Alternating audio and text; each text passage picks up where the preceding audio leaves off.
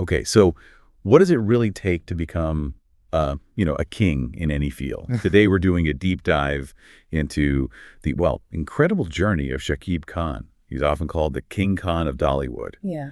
And our source material gives us this really broad, in-depth look at his life, really lays out the whole path. Right. And it's such a compelling story, not just like fame for fame's sake. It's about transformation, resilience, definitely, and how someone handles massive success, but also significant controversies, often at the same time. We'll really explore how he became this huge symbol of stardom in Bangladesh. Exactly. We're going to try and uncover the layers for you. Yeah.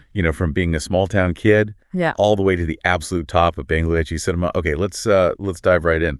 So where does it start? His birth name was Masood Rana, born March 28th, probably 1979. Some sources say 83. This was in Nariyanganj, Dhaka. And that name change, Masood Rana to Shakib Khan. That's quite a thing in itself, isn't it? Like branding almost. Oh, absolutely. And what's really interesting, I think, is his background, how it shaped him.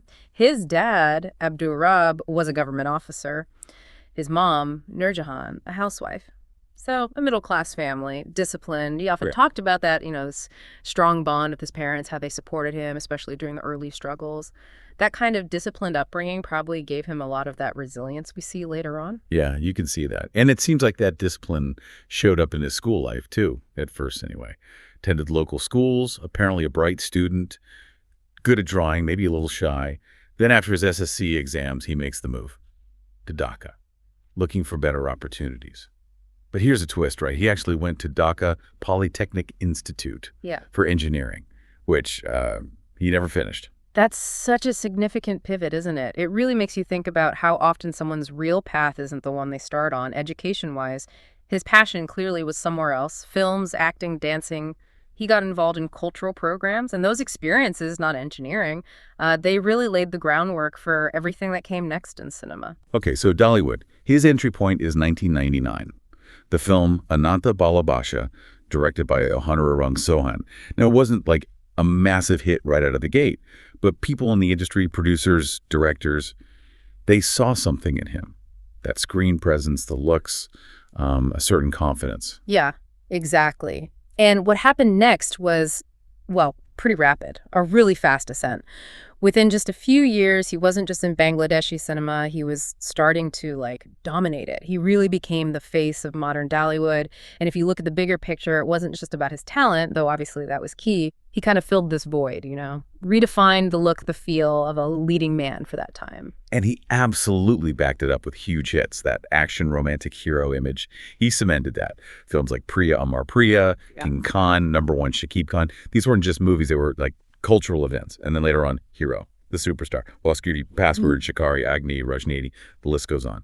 Plus his pairings with actresses like Apu Biswas, Bubbly, Puri Moni, often big news too. Right.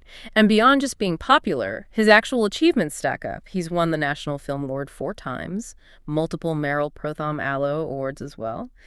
And he didn't just stick to acting. He moved into production, too, with his own company, SK Films. That kind of influence, it rarely stays just within one border, does it? Exactly right. His reach expanded. He made a successful move into India's film industry, specifically West Bengal. Joint ventures like Shikari, that was a massive hit over in Kolkata. And this cross-border thing, it wasn't just a side project. It really boosted his brand, made him more of a regional star.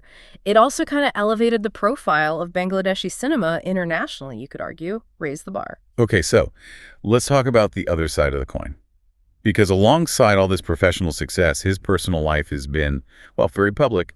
The secret marriage to Apu Biswas, his co-star. They married in 2008, but nobody knew until, 2017?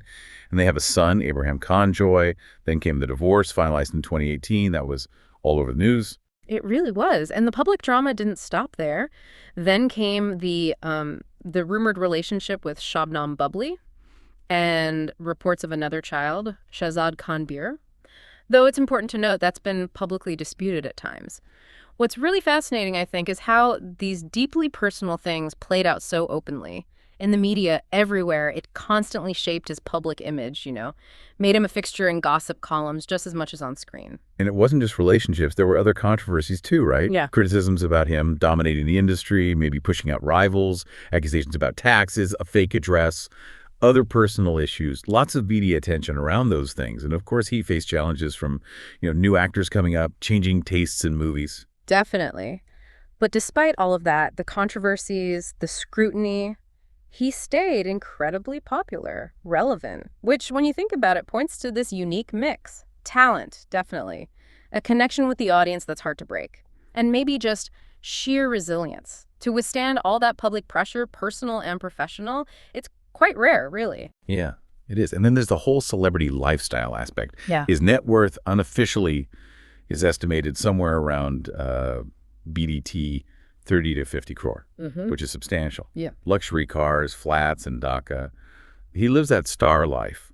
Lots of international travel for work, holidays. You see him at all the big events, award shows, film festivals, giving interviews. He's very visible. Absolutely. And outwardly, the image he projects is very confident, very focused. But if you read between the lines in interviews or look at certain incidents, you get hints of maybe deeper struggles, personal betrayals he's alluded to, relationships that didn't work out, the intense politics of the film industry. It does make you wonder, doesn't it? How does someone balance that huge public success with those kinds of private emotional challenges? It's a lot to navigate. But through it all, one thing seems constant: his dedication to his son, his family, and his work.